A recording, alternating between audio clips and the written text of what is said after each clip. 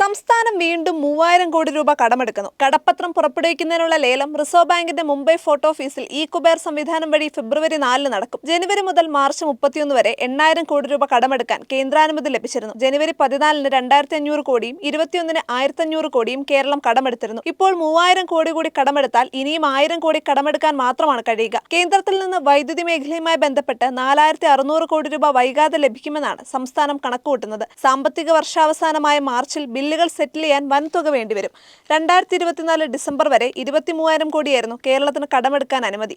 പലതവണ കേന്ദ്രം ഇത് പുതുക്കി നൽകിയതോടെ 32,000 കോടി കേരളം കടമെടുത്തു. ജനുവരിയിലെ കടമെടുപ്പ് കൂടിയായതോടെ 36,000 കോടിയായി ഉയർന്നു. 3000 കോടി കൂടി കടമെടുക്കാൻ അനുമതി ലഭിച്ചതോടെ ഈ സാമ്പത്തിക വർഷത്തെ കടമെടുപ്പ് 39,000 കോടിയായി ഉയരും. ക്ഷേമ പെൻഷനുകൾ അടക്കം വിതരണം ചെയ്യാൻ കടമെടുത്ത തുക ഉപയോഗിക്കും.